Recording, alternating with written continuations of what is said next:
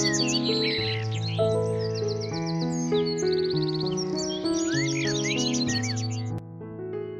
Friend, good morning. আমি অনুভা, এডি ফ্যামিলিতে সবাইকে স্বাগত। আজ বুধবার আর এখন সময় সকাল 6টা। আর এখন থেকে আমি তোমাদেরকে সাথে নিয়ে আমার আরও একটা নতুন ব্লগ শুরু করলাম। আই হোপ আজ ব্লগটা তোমাদের একটু হলেও ভালো লাগবে।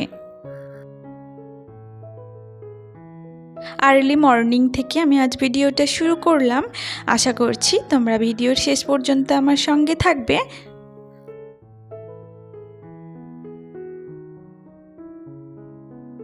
সকালে ঘুম থেকে উঠেই কিন্তু আগে আমার প্রথম কাজ জায়গার জিনিস জায়গা মতো রাখা। আমি চার্জারগুলো রাত্রে চার্জ দিই যেহেতু ফোনে, ওই জন্য ওইভাবে ওখানেই পড়ে থাকে টেবিলের উপরে, সেগুলো কিন্তু জায়গা মতো গুছিয়ে রাখলাম। আর তারপরে এই যে ঘরের দরজা জানালাগুলো খুলে দিচ্ছি। শীতকাল হোক আর গরমকাল হোক, সকালে উঠেই কিন্তু দরজা জানালাগুলো খুলে দিয়ে বাইরের আলো বাতাসটা ঘরে খেলালে বেশ সুন্দর লাগে আর একটা পজিটিভিটি কাজ করে। আমি কিন্তু এমনিতে 6টার সময় উঠি না, মানে যখন মেয়ে বা মেয়ের বাবার স্কুল থাকে তখনই ওই 6টা নাগাদ উঠতে হয়। আর এই শীতকালে তো আমি একেবারেই উঠতে পারি না সকাল সকাল, কিন্তু আজ যেহেতু আমার মেয়ের বাবা বলল খেয়ে স্কুলে বেরোবে, ওই জন্য আমাকে একটু সকাল সকাল উঠতে হয়েছে। তো ওকে রান্নাবান্না করে দিতে হবে। তো দেখো আমি কিন্তু সকালে উঠেই দরজা জানালাগুলো খুলে দিয়ে ফ্রেশ হয়ে আসলাম। আসার পরে এদিকে দেখো ঘরগুলোর সামনে একটু জল ছড়া দিয়ে নিচ্ছে, সামনেগুলো একটু মুছে নিচ্ছি। সকালে তো একেবারেই আমি ঘর ঝাড়পোছ করার সময় পাই না। আর এবার সকালবেলা মানে একটু দরজার সামনেগুলো না মুছে নিলে, জল ছড়া দিয়ে না নিলে না ঘর থেকে টাকা বের করা একেবারেই ঠিক না। ওই জন্য কিন্তু আমি ঘরের সামনেগুলো একটু জল ছড়া দিয়ে মুছে নিলাম। আর এই যে ডাইনিং টেবিলটা রাত্রে করে কিন্তু আমি মুছেই রাখি, তাও একবার পরিষ্কার করে নিলাম, যেহেতু বাসি নামটাও ঘুচবে। আর রাত্রে তো কত টিকটিকি এটা ওটা পোকামাকড় তো দৌড়াদৌড়ি করে এর উপর দিয়ে। আর এর পুরো রান্না বান্নার খাবার দাবার সব কিছুই রাখতে হবে, যার জন্য কিন্তু ওগুলোও পরিষ্কার করে মুছে নিলাম। আর এই উন্মুক্ত অবস্থায় গ্যাস ওভেন স্ল্যাব এগুলোও থাকে, এগুলোও পরিষ্কার করে মুছে নিলাম।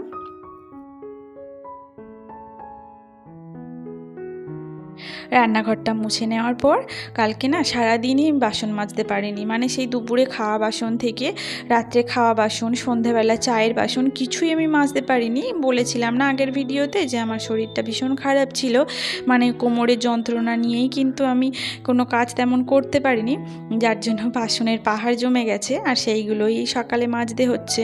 আর এখন ঠান্ডার সময় দেখবে সকালবেলা কিন্তু বাসন মাজতে বেশ কষ্টই হয়, রাত্রে মেজে রাখলে বেশ ভালো থাকে, মানে রাত্রে তাও জলটা একটু একটু গরম থাকে, কিন্তু সকালে না ট্রাঙ্কের জল, আর আমাদের ট্রাঙ্কে একদম খোলা ছাদের উপরে, যার জন্য কিন্তু সকালের জলটা বেশ ঠান্ডা থাকে।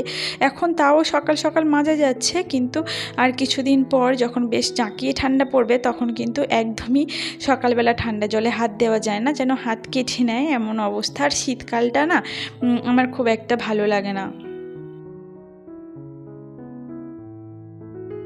তো যাই হোক, দেখো এদিকে কিন্তু আমার বাসনগুলো মেজে জল ঝরানোর জন্য উপর দিয়ে নিলাম, নিয়ে একটু ব্রাশ করে নেব।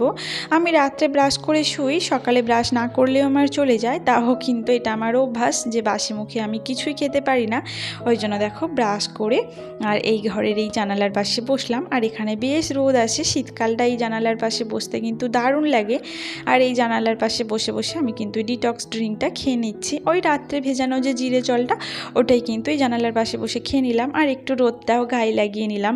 আর এই যে এটা বাইরের পরিবেশটা দেখো, আমাদের জানালার পাশেই একটা পেঁপে গাছ আছে, আর নিচে ফুল গাছ পুকুর এইসব আছে। বাইরের দৃশ্যটা বেশ সুন্দর লাগে এই জানালার পাশে বসলে। তো যাই হোক, বসে বসে তো আর বাইরের দৃশ্য দেখলে আমার সময় হবে না, কেননা রান্না বান্না করার ঝামেলা আছে। তো দেখো তখন মেয়ে শুয়েছিল বলে বিছানাটা তুলতে পারিনি, তো মেয়েও উঠে গেছে, ভাবলাম বিছানাটা একেবারে পরিষ্কার করে তারপর রান্না জোগাড়ে যাব।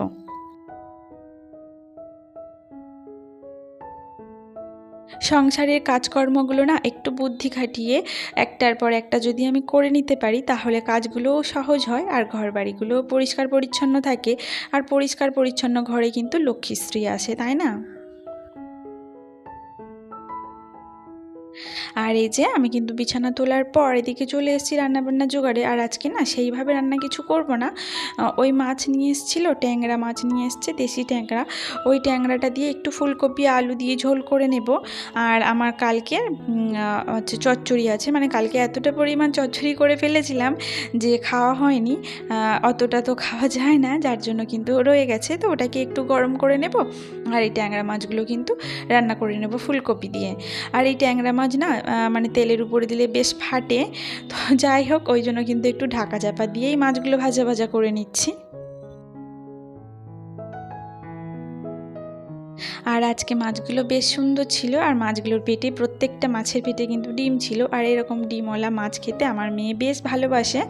আর আমিও যে খুব একটা খাই এই মাছ বলবো না, আমার এমনি সাধারণ ছোটোখাটো মাছ হলেই বেশ ভালো লাগে, এই যেমন মৌরালা মাছ বা পুঁটি মাছ, এই ধরনের মাছ ভালো লাগে। আর নোনা মাছ ভালো লাগে। দেশি মাছের মধ্যে খুব একটা যে আমি ভক্ত বা মাছ প্রিয় সেটা বলবো না, মাছ মাংস আমি সেরকম একটা ভালোবাসি না।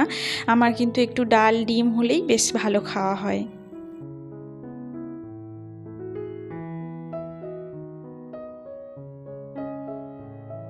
আজকে সকাল থেকে উঠে কোমরের যন্ত্রণাটা একটু কম আছে, ওই জন্য কিন্তু আমি সংসারের সমস্ত কাজটা করে নেব। আর কি বলতো, বাড়ির বউরা যদি অসুস্থ হয়ে পড়ে থাকে তখন যেন সংসারের কাজকর্মগুলোও বসে যায়, আর ঠিকঠাক মতো যেন পরিষ্কার পরিচ্ছন্ন হয় না, যাতে করে বেশ অস্বস্তি হয়।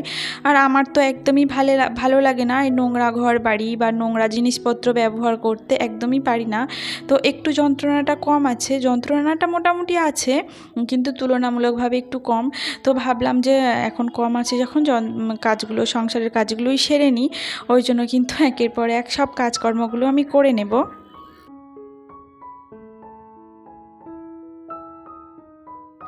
আর আমার হাজব্যান্ড আমাকে বলছে যে হ্যাঁ আজকে একটু সুস্থ হয়েছো, করে নাও, আবার হলে আবার শুয়ে পড়ে থাকবে।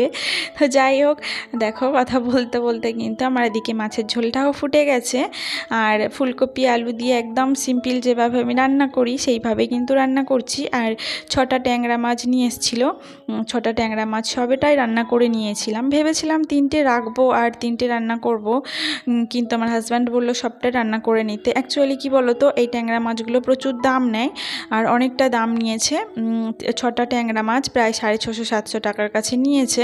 ওই জন্য কিন্তু আমি ভেবেছিলাম রেখে দেবো, তো ভাবলাম যে না থাক, হাজব্যান্ড বলছে যখন একেবারে খেয়ে নিই। ওই জন্য রাত্রেও ভাত করে নিয়েছি, রাত্রে ওরা 2 বাপ বেটি ভাত খেয়ে নেবে, মানে মাছের ঝোলটা একটু বেশি করে নিলাম, আর ভাতটাও করে নিয়েছি, রাত্রে দুজনেই ভাত খেয়ে নেবে। আর আমার এই মাছটা বললাম না খুব একটা পছন্দের না, ওই জন্য আমি একটা মাছ খেলে আর একটা থেকে যাবে, যার জন্য ওদের খুব ভালোভাবেই হয়ে যাবে আর কি। তো যাই হোক, মাছের ঝোলটাও হয়ে গেছে, আর এদিকে দেখো আমার ভাতটাও হয়ে গেছে। আর কি বলো তো, আমার না এই হাঁড়িতে ফ্যান ঝাড়াতে বেশ অসুবিধাই হয়।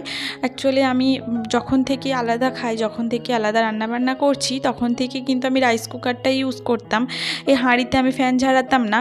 হাঁড়িতে ফ্যান ঝাড়ানোর অসুবিধা বলেই কিন্তু রাইস কুকারটা আমার ব্যবহার করা, আর রাইস কুকারটাই খারাপ হয়ে গেছে। খারাপ বলতে একটু ফুটো হয়ে গেছিলো, অ্যাকচুয়ালি ওটা তো ইলেকট্রনিক্স জিনিস, ওটা ইলেকট্রিকেই বসালে হয়তো ঠিকঠাক থাকতো, আর ওটা তো ইলেকট্রিক থেকে তুলে নিয়ে গ্যাসের উপর বসানো হতো, যার জন্য কিন্তু জিনিসটা নষ্ট হয়ে গেছে। আর এখন অগত্যা আমাকে এই হাঁড়িতেই করতে হচ্ছে। আর যাই হোক, হয়তো এটা কিছুদিন ইউজ করার পর আমার আবার অভ্যাস হয়ে যাবে। আর মানুষ তো অভ্যাসেরই দাস, অভ্যাস যে জিনিস তুমি যেমনভাবেই অভ্যাস করবে সেটাই কিন্তু তোমার অভ্যাসে পরিণত হবে। আর আজকে যেহেতু একটা তরকারি ভাত করেছি, ওই জন্য কিন্তু আমার অনেক তাড়াতাড়ি ভাত হয়ে গেছে, আর রান্নাটাও কমপ্লিট হয়ে গেছে। তো আমার হাজব্যান্ডের তখনও সময় হয়নি স্কুলে যাওয়ার, তো ওই জন্য ভাবলাম যে বাসি ঘর দুয়ার আজকে অনেক দিন পর সকালে একটু মোছার সুযোগ পেয়েছি, তো এই সুযোগটা হাতছাড়া করব না। ওই জন্য দেখো সকাল সকাল কিন্তু ঘরটা ঝাড় দিয়ে মুছে নিচ্ছি। আর 2-3 দিন ধরে তো ভালো করে ঝাড় দিয়ে মোছা হচ্ছিল না, আমার মেয়ে যেমন পারছিল তেমনভাবেই কিন্তু করছিল, যার জন্য আমি আজকে পরিষ্কার করে ঝাড় দিয়ে ঘর দুয়ারগুলো মুছে নিলাম।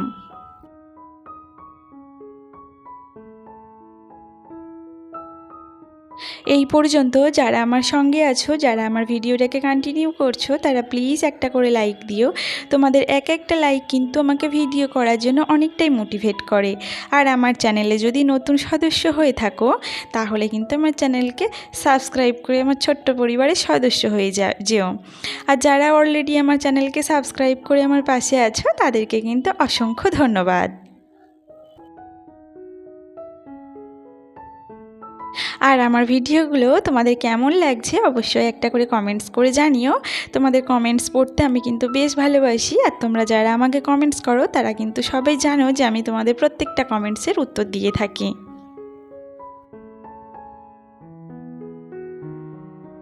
ঘরগুলো মোছার সময় না আমি পাপোশগুলো ছাদের উপর তুলে রেখেছিলাম, আর সেইগুলো কিন্তু মোছার শেষে পাপোশগুলো ধুয়ে দিলাম। বেশ নোংরা হয়েছিল, সেই পুজো নাগাদ প্রায় ধোয়া হয়েছিল, তারপর ধোয়া হয় না, এমনি রোদ্রে দিই কিন্তু ধোয়া হয় না। তো সেই পাপোশগুলো পরিষ্কার করে ধুয়ে মেলে দিলাম। আর এই যে তারপর কিছু কিছু জামা কাপড় আমার হাজব্যান্ড কেচেছিল, মানে ও তো অনেক ভোরে ওঠে, ও ভোরে মেশিনের মধ্যে দিয়ে দিয়েছিল কাচতে, তো সেইগুলোই শুকিয়ে গেছে কিছু কিছু, সেইগুলোই নিচে নিয়ে চলে গেলাম। আর নিচে এসেই কিন্তু আগে এই কাজটাই করে নিই, জলের বোতলগুলোই ভরে নিচ্ছি, জলগুলো ভরে নিচ্ছি আমার হাজব্যান্ডকে খেতে দেবো বলে। তো জলগুলো ভরে নিয়েই কিন্তু ওকে খেতে দিয়ে দিলাম।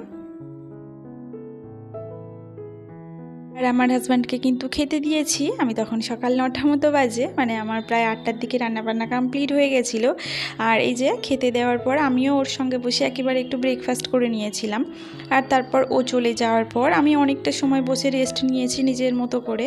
তারপর এই দিয়ে এদিকে অন্যান্য কাজে আমি লেগে গেছি, ও যেমন ওর কাজে চলে গেছে আমিও আমার কাজে লেগে গেছি। অ্যাকচুয়ালি কী বলো তো, সকাল সকাল ঘুম থেকে উঠলে এই একটা সুবিধা যে অনেকটা সময় কিন্তু বসে রেস্ট নিয়ে নিজের মতো করে কাটানো যায়। তো যাই হোক, আমি কিন্তু নিচে বেসিনটাকে একটু পরিষ্কার করে নিলাম, হারপিক দিয়েই পরিষ্কার করি। তো ওটাকে পরিষ্কার করার পর না কয়েকটা ভালো জামা কাপড় ছিল, এগুলো আর মেশিনে দিইনি, আমি জানি যে মেশিনে দিলে একটু কুচকে যায়, ওই জন্য আমি লিকুইড সার্ফ দিয়ে ভিজিয়ে রেখেছিলাম, হালকা করে হালকা হাতে একটু কেচে ওটাকে মেলে দিলাম। দেওয়ার পর এদিকে মশারিটাও ভিজিয়ে রেখেছিলাম, মশারিটাও কিন্তু কেচে দেব। আর আমরা তো মশারির মধ্যে শুই 12 মাস।